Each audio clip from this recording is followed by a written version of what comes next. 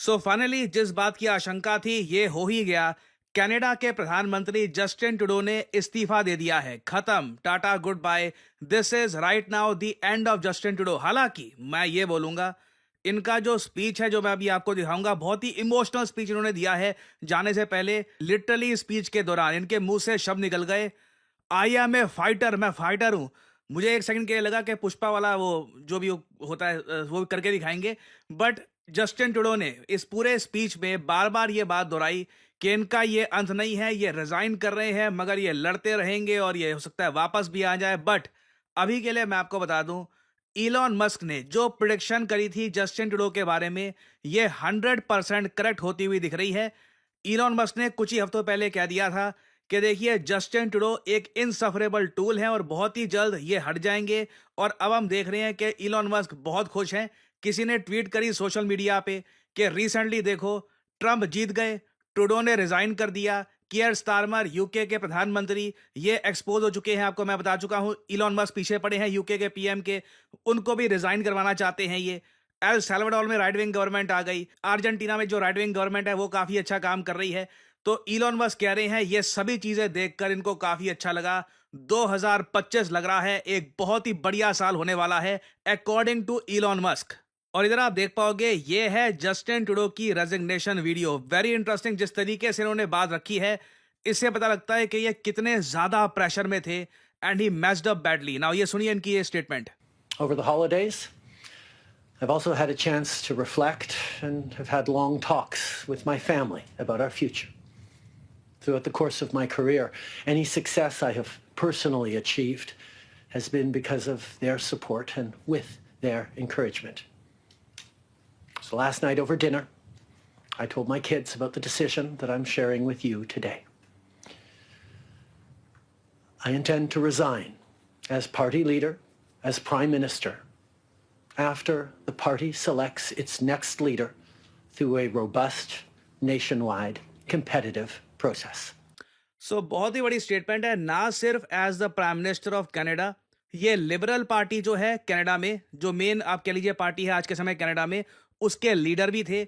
Liberal party के अंदर ही Justin Trudeau को लेकर इतना ज्यादा असमंजस था। जो लीडर से जो बाकी एमपी थे वो इनको लेकर इतना ज्यादा अनकंफर्टेबल फील कर रहे थे कि सबके दबाव की वजह से इनको यहां पर रिजाइन करना पड़ रहा है। रीजन बहुत सारे हैं, मैं एक रीजन गिनवा नहीं सकता। देखिए इंडिया के साथ रिलेशंस बिना बात पे खराब किए, ये एक बड़ा रीजन है।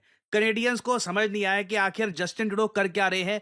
और वहां पर देखिए मैं एक बात बोलूंगा, एजुकेटेड जनता है, वो समझ जाती है कि एक नेता किस तरीके से एक कंट्री को टारगेट करके बस ध्यान भटकाना चाहता है। तो जस्टिन ट्रूडो जो कर रहे थे इंडिया को टारगेट करके बाकी जगह अपनी कमियां छुपाना, नो वन बॉट दैट। उल्टा मैं कहूंगा कि इंडिया के अगेंस्ट जो इनके एक्शंस थे, इससे ओवरऑल इनकी पॉपुलैरिटी गिरी ही है। फिर उसके अलावा आप अगर देखो, डोनाल्ड ट्रंप जब से पावर में आए हैं, देखिए कोई छोटी बात नहीं होती। कैनेडियंस को मुंह पर डोनाल्ड ट्रंप कह रहे हैं आ जाओ हमारे देश का हिस्सा बन जाओ, अकेले सरवाइव नहीं कर पाओगे। तुम्हारे कंट्री के प्राइम मिनिस्टर को मैं क्या बुलाता हूं, गवर्नर, और तुम्हारे पूरे देश को मैं बुलाता हूं एक स्टेट। ह्यूमिलिएटिंग होता है कंट्री के लिए, चाहे वो ओपनली ये बात एक्सेप्ट ना करे, but it is very humiliating. और ट्रंप साथ में ये भी कह रहे हैं कि 25% के टैरिफ भी लगाऊंगा कनाडा पे, जिससे कनेडियन एक्सपोर्ट्स को झटका लगने वाला है। साथ ही साथ और जगह भी आप देख लीजिए, कनाडा की इकोनॉमी, जो यहां पर रियल एस्टेट प्राइसेस हैं, हर जगह जस्टिन ट्रूडो ने लॉस ही हासिल करी है, कहीं भी ये जीत नहीं पाए हैं। एक इन्होंने डेस्परेशन में कोशिश करी थी कि इंडिया को ब्लेम करके कुछ हीरो बन जाता हूं और अपने कंट्री में दिखाऊंगा कि मैं अपने कंट्री के लिए खड़ा होता हूं। वो जो इनका आखिरी गैम्बल था वो भी फेल कर गया। And now he has to resign. अब यहां पे आप एक सवाल पूछ सकते हैं कि इस डेवलपमेंट का इंपैक्ट इंडिया पे क्या होगा और क्या कनाडा में अब इलेक्शंस होंगे। देखिए इंडियन पर्सपेक्टिव से ये डेवलपमेंट बहुत इंपॉर्टेंट है। मैं आपको पहले बता चुका हूं, कनाडा 2025 में G7 समिट होस्ट करेगा। बहुत ज्यादा अजीब होता अगर जस्टिन ट्रूडो, जिसके बारे में भारत सरकार ओपनली कह चुकी है कि ये आदमी अकेला रिस्पॉन्सिबल है कनाडा इंडिया रिलेशंस को डिस्ट्रॉय करने में, तो बहुत अजीब होता कि पीएम मोदी जाते कनाडा में और जस्टिन ट्रूडो उस वक्त एज प्राइम मिनिस्टर इनको वेलकम करते। तो ये तो बहुत अच्छी बात है। अब आई थिंक इंडिया की जो पार्टिसिपेशन होगी 2025 के G7 समिट में, इसके चांसेस काफी हद तक बढ़ गए हैं। और अब पॉसिबिलिटी मैं काफी हद तक कहूंगा ये भी है कि इंडिया कनाडा रिलेशंस धीरे धीरे अब रिपेयर भी हो। ना मुझको एक बात ये भी बोलनी पड़ेगी, कनाडा में इलेक्शंस इमीडिएटली नहीं होंगे। कनाडा के जो इलेक्शंस हैं ये शेड्यूल्ड हैं अक्टूबर 20 2025 में। तो अभी अक्टूबर महीने में यहाँ पे चुनाव होंगे। वहां पर अगर पियर पोलिवियर अगर जीत जाते हैं तो आई थिंक इंडिया के लिए काफी अच्छा होगा। अगर इन इलेक्शंस में कहीं से कुछ जादू करके जस्टिन ट्रूडो फिर से पावर में आ गए तो मैं कहूंगा एक बार को इनका जो यहाँ पे सेंटेंस है आई एम ए फाइटर, ये सच साबित होगा। बट अभी के लिए लगता नहीं है कि 2025 के चुनावों में ये जीत पाएंगे, क्योंकि इनकी खुद की पार्टी ही इन पर भरोसा नहीं करती। अब होगा क्या कि कनाडा में जो लिबरल पार्टी है जो अभी पावर में है, वही लोग वही पार्टी अपनी पार्टी में से एक आदमी को कनाडा का प्रधानमंत्री बनाएगी और ये पीएम आपको दिखेगा मार्च 24 में। जी हां, अभी भी मार्च 24 तक कनाडा के प्रधानमंत्री रहेंगे जस्टिन ट्रूडो। हालांकि अब ये बस पपेट पीएम रहेंगे, वेट कर रहे हैं कि इनकी जो पार्टी है इंटरनली डिसाइड करे कि इनको रिप्लेस कौन करेगा। और वैसे कनाडा का जो पार्लियामेंट सेशन है इसी महीने ओपन होना था। जस्टिन ट्रूडो ने रिक्वेस्ट करके जो ये सेशन है ये मार्च के महीने में करवा दिया है। तो कुछ महीनों तक जस्टिन ट्रूडो आपको दिखेंगे as the prime minister of Canada. मगर अब मैं कहूंगा कि डोनाल्ड ट्रंप का मजाक सच ही हो चुका है। पीएम ना रहे, ये गवर्नर सही रह गए हैं और his career seems to be over unless मैं कहूंगा कोई बहुत ही बड़ा इवेंट ना हो जाए कनाडा में। अभी के लिए लग रहा है कि जस्टिन ट्रूडो बहुत ही लंबे समय तक पावर से दूर रहने वाले हैं and this is great for India. और आई थिंक इससे यूएस कनाडा रिलेशंस भी इंप्रूव होंगे। बाकी वैसे अगर आप ये सोच रहे हैं कि जस्टिन ट्रूडो के इमीडिएटली जाने से जो भी वीजा के इशू थे, स्टूडेंट्स के इशू थे, वो सब रिजॉल्व हो जाएंगे, उसके चांसेस अभी के लिए कम लग रहे हैं क्योंकि पार्टी वही लिबरल पार्टी है। तो अभी थोड़ा सा टाइम लगेगा। मैं कहूंगा अक्टूबर 2025 तक का वेट करिए। I think India Canada relations can repair a lot.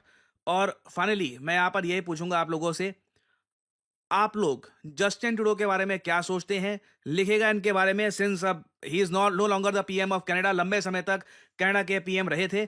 बताइए what you think of Justin Trudeau, इनकी ओवरऑल टेन्योर के बारे में आप क्या सोचते हैं? Mention it in the comment section below, मैं जानना चाहूंगा आपका ओपिनियन। और फाइनली आप लोगों के लिए एक बहुत ही इंपॉर्टेंट मैसेज, अगर आप सोशल मीडिया पर मुझसे जुड़ना चाहते हैं ताकि मेरी वीडियो शॉर्ट्स की नोटिफिकेशन सबसे पहले आपको मिले, तो इसका बेस्ट तरीका है मुझसे जुड़िए टेलीग्राम और इंस्टाग्राम पे। मैं x.com ट्विटर पे नहीं हूँ, मेरा कोई अकाउंट नहीं है वहां पर। और यहाँ पे आप देख पाओगे वीडियो के कमेंट सेक्शन में पिंड आपको मिल जाएगा ज्वाइन प्रशांत धवन सर्स टेलीग्राम चैनल। यहाँ पे आप करोगे क्लिक तो आपके सामने ये लिंक आ जाएगा। अगर आप मोबाइल फोन पे हैं तो आराम से टेलीग्राम ऐप ओपन हो जाएगी और यहाँ पे आप मेरा जो टेलीग्राम चैनल है ये कर सकते हैं ज्वाइन। ऑलरेडी यहाँ पर 1,60,000 से ऊपर लोगों ने ज्वाइन कर रखा है। नोटिफिकेशन पाने का बेस्ट तरीका है। बाकी आप अगर इंस्टाग्राम पे हैं तो बिल्कुल नीचे जो लिंक है इंस्टाग्राम का, इस पे करिए क्लिक और मेरा जो इंस्टाग्राम पेज है यहाँ पे आप कर सकते हैं फॉलो। इधर यहाँ पे एक स्पेशल ग्रुप भी है, वहाँ पे करीब 8,000 लोग ज्वाइन कर चुके हैं। वहाँ पर मेरी सारी वीडियोस की नोटिफिकेशन लगातार यहाँ पे आपको मिलती रहेगी और साथ ही साथ मैं यहाँ पर शॉर्ट्स भी अपलोड करता रहता हूँ और वेरियस और जो फ्यूचर में डेवलपमेंट्स होंगी वो भी यहाँ पे मैं पोस्ट करता हूँ। तो फॉलो भी ऑन सोशल मीडिया। नए साल में मैं आपको एक हिंट दे सकता हूँ, कुछ बड़े बदलाव होने वाले हैं। सो इसी नोट के साथ ये है वीडियो का अंत। Thank you for listening and as I always say, may the gods watch over you.